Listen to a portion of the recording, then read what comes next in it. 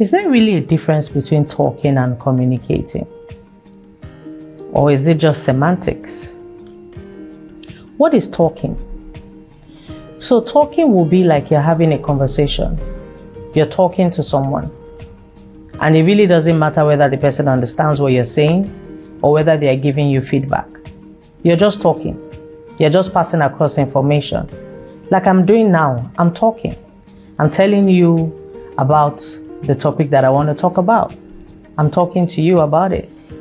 But I don't have the opportunity to know if you understand what I'm saying or if you're going to be able to give me feedback.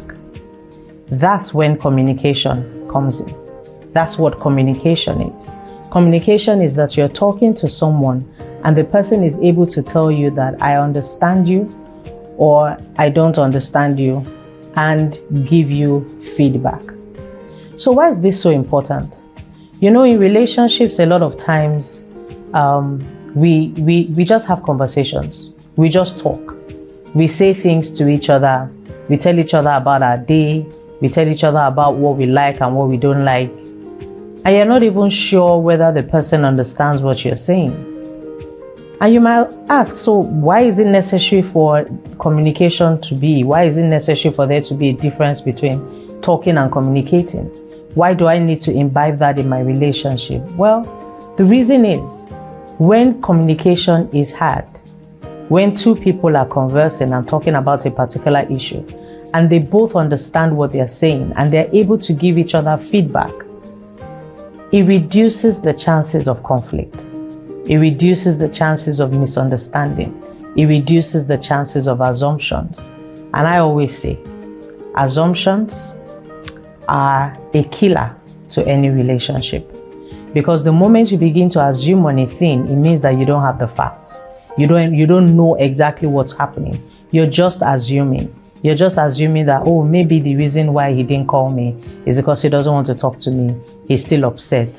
Meanwhile, he may just have been busy. He may just have, his battery may be flat. Or he may not have airtime. It could be a million and one things.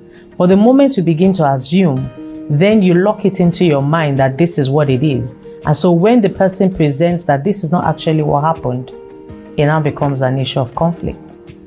So communication between two people, especially in a relationship, it helps to build intimacy. It helps to build the closeness. It helps to build your relationship to be better. If you're talking to each other about anything, significant, insignificant, important, not important, big, small, it doesn't matter what it is. It might be talking to each other about what you're going to eat, or where do we go for lunch, or where do we want to live. That's a big issue. But if you're going to be talking to each other about things, you need to be able to understand what the other person is saying. And this is what I say to people about communication. Part of communication is also active listening. And active listening means that when I say something to you, like what I'm saying to you now, if I had the opportunity of somebody sitting in front of me, I will ask the person, what do you understand by what I said? And then the person can tell me what they said in their own words.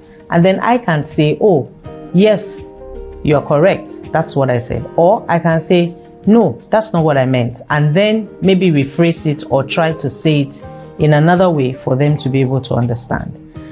Those are the things that help with communication. Because when that happens, then nobody is left in the dark.